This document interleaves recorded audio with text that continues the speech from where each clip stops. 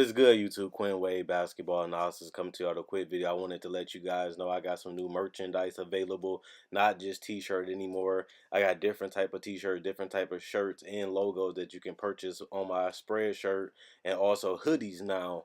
We have expanded and added more to the channel and more merchandise for the brand. Thanks for supporting. It will be in the description and the links will be in the comment section below. Thanks for helping me and supporting the movement. Quinn Wade Basketball Analysis. I'm going to check out the video.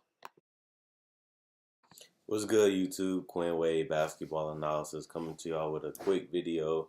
We're going to talk about Bruno Caboclo because he signed with the Memphis Grizzlies. This is something that really caught my interest when I had seen it. I ended up finding out watching a Grizzly game. They is a team at this point that's just desperate for talent because they haven't made the playoffs. They traded. I didn't like to trade for Justin Holiday. I feel like they gave up too much for him. I also thought that they could possibly be more competitive. A lot of these games they losing all buzzer beaters and they collapsing. They haven't been consistently playing great defense over 48 minutes. They struggle and go in droughts of scoring.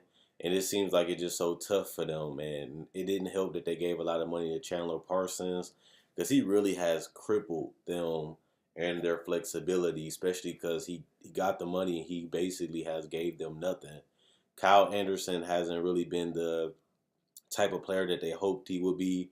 He's not terrible. It just he didn't become that X factor. He became a solid player for them, but he hasn't really put them over the top or gave them a lot.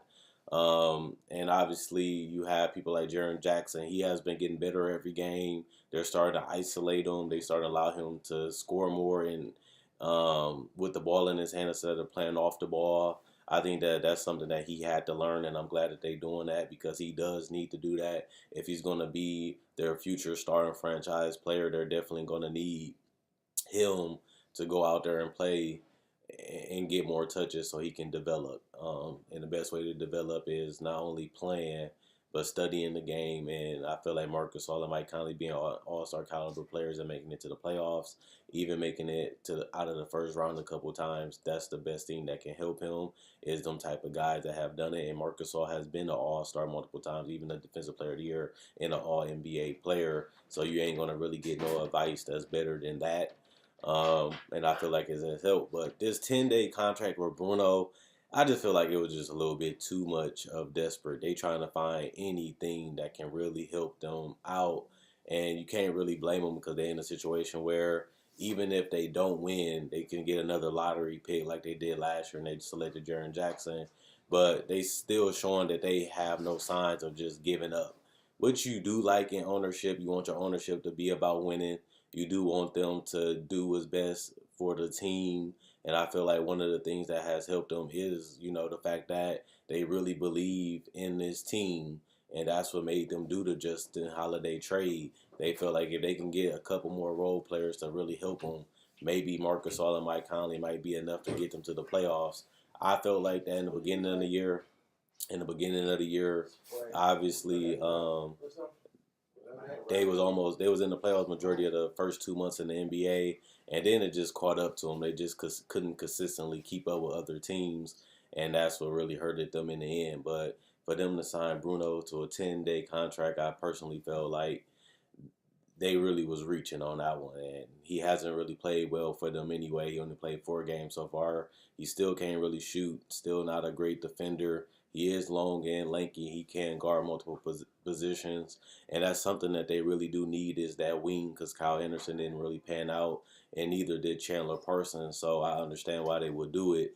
But Bruno doesn't really fit with what they're trying to do because he really doesn't add any offense at all at this point. And he's a guy that has raw talent. He has a lot of work to continue to put in. His body is filling out a lot better. But the fact that he really can't create his own shot consistently, he really can't get to the paint as much as he wants to. This is a guy that mostly plays in the G League. He really doesn't play that much in the NBA. Even when he was with the Raptors all them years, they didn't really give up on him. They really didn't. They was patient with Bruno, and he just could never pay off for that pick, and then they eventually gave up on him. And I want to see if he can make another roster because honestly, to me, Bruno has been a kind of a waste of talent. The guy he has the body, he has the size, he has the athleticism. He just hasn't been able to take his game to the next level, and it's unfortunate. Just because, oh, you want to come up? You can go.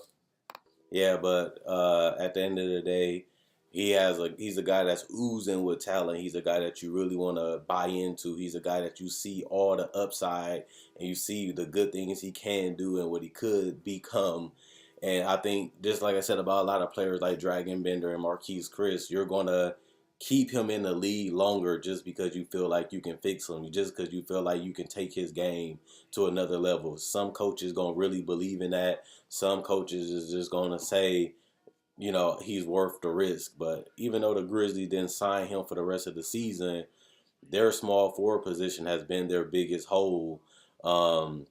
And I can definitely see them keeping him because they really have nobody else to put on that spot unless they make another trade, which will be kind of crazy because they're so far out of the playoffs right now that they're going to have to go on a massive win streak to make up for the losses that they have accumulated. Plus, they just lost it a couple more in a row, and they just lost to a game winner by Karl Anthony Towns. That's a W that they really had to have, and obviously they blew the lead against Denver. So I can definitely see them taking a flyer for the rest of the season on Bruno because if they can't really find somebody through the draft, they're going to have to find some way to get talent at that position, and it's getting thin.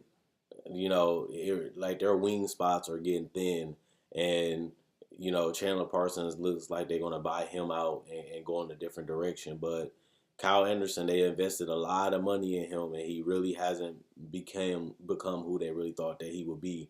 Jaren Jackson has lived up to it, and his upside is there. But that's one of the reasons why I feel like they're going to eventually try to commit a little bit more to Bruno. I don't think this is going to be his last 10-day contract in his career. I think he's going to, 2-3 years from now, he's still going to be getting them just because, he's going to continue to have people that's going to want to invest some time and energy into him. And, even though he played a lot in the G League and he never really dominated or took over the G League or even shown that he can really take over. He hasn't, even in the G League, he has struggled and he has put up okay numbers, but not dominant numbers. He hasn't really shown with that body and that size that he can really even dominate lesser competition. That's why I'm surprised that they're even letting him play in NBA games because he's shooting 30% from the field and 27 from three. And the fact that he can't really space out the floor consistently, that hurts what he can do right now in the NBA because that's all it's about is pace and space. Getting some quick shots up, getting some threes off the dribble, being able to hit the corner and spot up three, getting out in transition. That's something that he has been well at, is getting out in transition and finishing around the basket because he's so long and lanky and so athletic. He covers a lot of space because of his size that he can really make up for a lot of his deficiencies by getting to the basket. But this Memphis team just don't have enough shooting. This Memphis team just don't play defense consistent enough to really get him out into the open court a lot. And I feel like that's going to be the thing with his whole career. If he never really learns how to shoot or even hit threes at a consistent basis, he may never really find a home in the NBA. Like I said, I feel like the Raptors played it the best. They literally waited his whole contract out, rookie scale contract out, to see can he really ever hit that untapped potential, and he just could never get in a rotation. He could never really get any minutes, and they kept him in the G League, and eventually they just say, hey, we gave him multiple times, multiple years, and we even let him play and practice with the team, and he just could never get to the next level. And that's going to be the saddest part of his career. He has the size, he has the length, he has the body, he has everything. He should be a two-way player. He should be a guy that's unstoppable getting to the paint. He should be a guy that can take over games because how big and athletic he is. Plus, he played a small forward position, and he's huge. He's gigantic for that position. Kind of unfair like Giannis and KD. That's how freakish of a body and athlete that he is. But he could never really figure the game out and never could really get the fundamentals right, and he could never really learn how to shoot, which is unfortunate because he might go down as a guy that had some of the highest upside that we have seen. To a guy that really can't even make his mark in the NBA or even stay on the roster. Even if it's 2 years from now, he's still on rosters. He's never going to really find a long-term home until he pan out the rest of his weaknesses, or at least figure out a way to have a go-to move, or figure out a way to simplify the game to make his job easier and his teammates easier, and really get a niche of what he really wants to do. Because sometimes he wants to shoot threes, sometimes he wants to be a playmaker, but he can never really master any of his skill sets. He has the body, but he just doesn't have the want. He just don't have the go. He just don't have the push to really figure out what he's trying to do and what kind of player he's trying to become. Because right now, I don't know what he does. I don't know what he's great at. I don't really know what I'm really getting out of him at this point.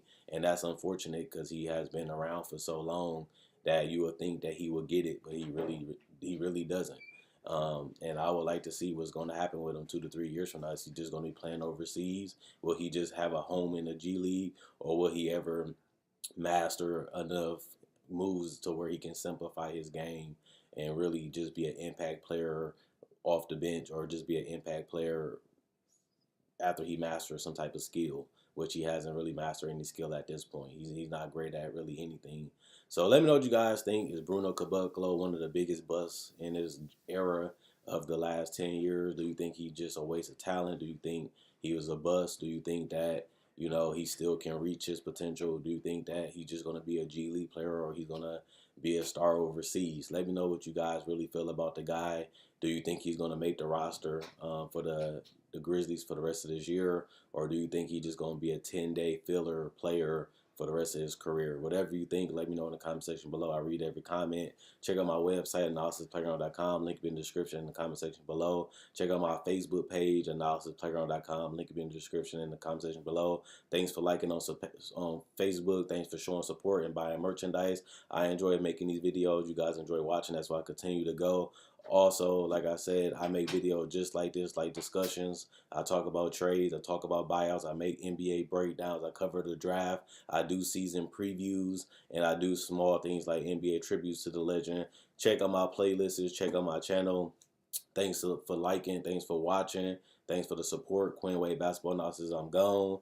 And let me know what you guys think about Bruno Caboclo and his career, where it could go. Is it over? Or do you think that somebody going to continue to give him a chance because his size and his age? Let me know in the comment section below.